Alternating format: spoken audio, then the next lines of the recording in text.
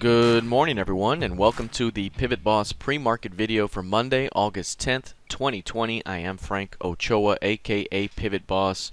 Here's a look at the ES in the daily time frame, but before we go forward here, I do want to remind you that I will be hosting the monthly market outlook today at 4 p.m. Central Time. So just after the market closes here today, we'll jump on at 4 o'clock p.m. Central and look at the market from a broader perspective heading into the rest of the month and into the rest of the year.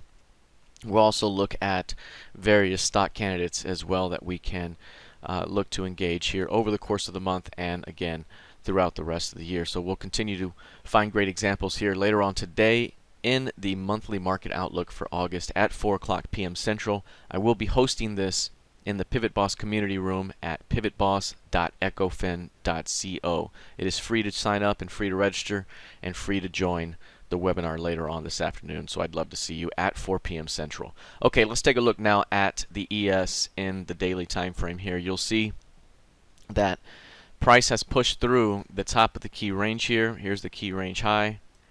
Here's the key range low. Here's the key range mid. We had a very clear range that developed at the top of the range here with a nice signal and then expansion to the upside. As we mentioned last week, that this built up energy here could lead to a quick move up toward 33.85. 33.85 is the 50% expansion from the key range. So here it is, that's the edge, that's your 50% expansion. We nearly got there last week on a straight push higher. Very quiet straight push higher, but 33.85 now in view to be hit here, and the all-time high is just above it.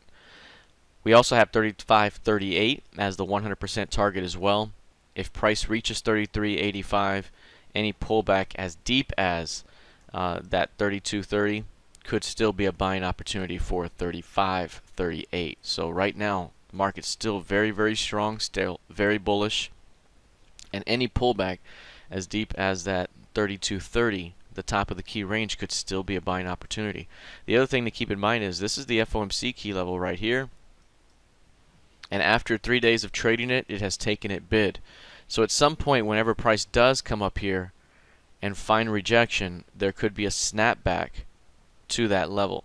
So again, the snapback would take us right back to 32.39 quarter. That's the FOMC key level. Remember, whenever you get the move away from that level, you'll keep on going until you find rejection, at which point you snap back to that level. So right now we are pushing higher away from that level. Again, we could see a little bit more strength into the 33.85. Even a pullback as deep as 32.30 could still be a buying opportunity for 35.38 down the road. Okay, let's take a look here at the NQ. Very narrow ranges right now for the markets heading into RTH. ES trading at 46% of average daily range. Right now the NQ is trading 38% of average daily range. This tiny range right now is 38% of the average over the last 10 sessions. That's very, very tiny here heading into RTH. One thing you'll notice also is the 8-period PEMA, 21-period PEMA, both sloping higher. That's giving you a bullish PEMA trigger zone.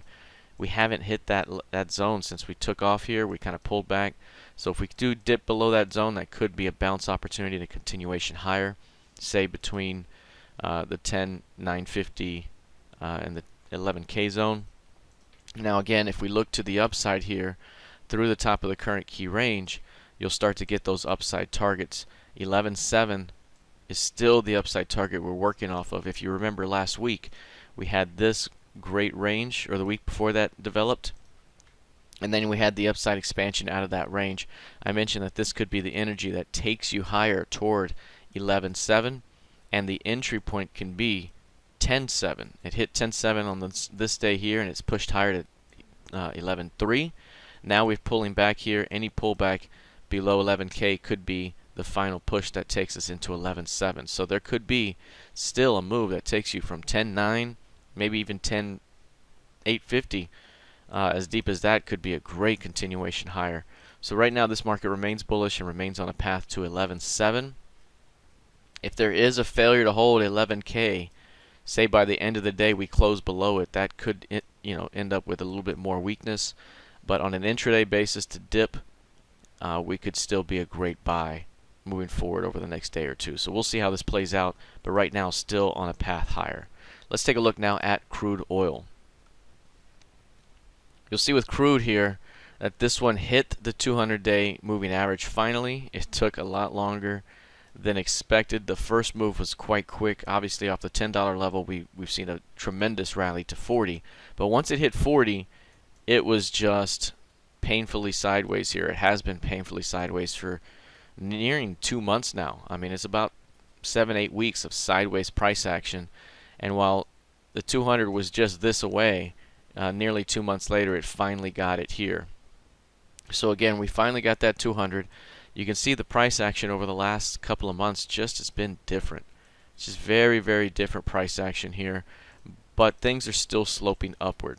So you still have that upward slope overall, modest upward slope here, upward slope there, and we're right in the middle of that range. So right now we kind of have ourselves perhaps a key range from this low to this high, back to this mid. If that's in play, I'll measure that out later on. We might have ourselves a really good boundaries here to work off of. Overall, this thing still continues to trend quietly higher, but inside this range right now can be a lot of chop. So just be a little more cautious with this one right now. At the moment, rotations at the far edge have been much easier to snap back to the upside. If price were to drop down below 40, it could be a snapback back up. But right now, very difficult to read this one with an inside day, 55% of ADR, and trading right at the center of a range over the last couple of weeks. So right now, keeping this one close to the vest here and watching as it develops. All right, let's take a look here at GC. GC, of course, has had a tremendous rally, significant move higher. Ever since it broke through the 1831 level, it has been straight up to nearly 2100 now. In the previous session, getting a high of 2089.20.